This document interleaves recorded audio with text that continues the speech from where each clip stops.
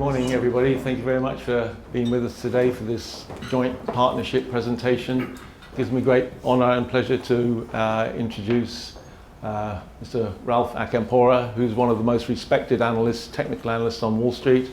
Ladies and gentlemen, I've been doing this for 52 years, and I can't remember a time that we've ever had anything like this. I call it a confluence of confusion out there, whether it's Brexit, which I have no opinion, whether it's Trump and his emails and his tweets, please, I have no opinion. Any one of those incidences could cause reverberations in the market, up or down.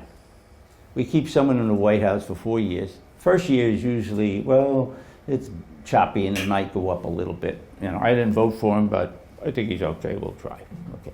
Second year of a president's term in office is usually met with a bear market, a decline of at least 20%. Third year is the strongest of all four, whether it's a Democrat or Republican. And the fourth year, it limps into the re-election again, or the election. Last year was Trump's second year in office. And I don't know if you remember September, October, November, December, we had that sell-off. It was very rapid. And we did have a 20% decline. So at the last quarter of last year, he had his bear market. I was told the other day, I was shocked to hear this, that 80% of the activity in the stock market is dictated by algos. A lot of those programs buy and sell when the price crosses these lines. And that's all technical analysis. A lot of that's just momentum. You know, when you get these up and down days, 400 points in the Dow, if anything keeps me up at night, that does.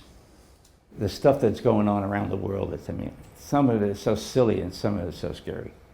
Under the surface, the market seems to be absorbing a lot of that, and it seems to be, and again, this is relatively recent in the last 4 or 5 weeks. So I'm more encouraged. I don't feel comfortable going out more than 3 or 4 or 5 months. I'm sorry. I would love to say, hey, gee, 2020 is going to be, right to the wall, we're going. I can't say that. I will react. You will hear from us if we have to make, seriously, you'll hear from us if we have to adjust. I feel my job is one reason only. Not to get the money in the market, it's to protect the money. It's risk management. That's why I said to you, I'm ready to pull the trigger if this thing really gets ugly. I don't need to be down 25% to say, gee, I think we ought to get out. No. I got safeguards, hopefully, to do that correctly, I got this big barn with a big wall. I said, my 50th anniversary in Wall Street, I call it Ralph's first 50 years. It started in 1967. I said, I'd like to hand paint the largest chart of the Dow Jones Industrial Average in history. And after I was about to complete it, I got a call from the Wall Street Journal. And they said, we want to do an article on your charts, the biggest chart we've ever seen. I said, wait.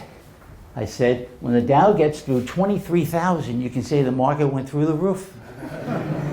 And they did. They did.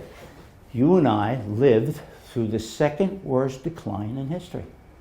07, 08, 09, the subprime problem. The Dow lost 54%. That's the second worst decline in history. And you know the difference between 07, 08, 09, our recession, and this one? The Federal Reserve was tightened up when the market was crashing. A few years ago when it happened to us, guess what? The Federal Reserve just flooded the market with money. They supported General Motors and they did all this sort of stuff to help the economy. History doesn't repeat, but it rhymes. In the 1929 crash, you know what some people claim the crash was a result of? The telephone. Because you could call your broker and get the trade in faster. What's making this faster? Online.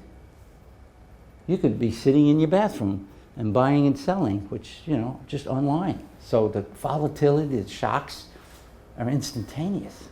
We live in very interesting times.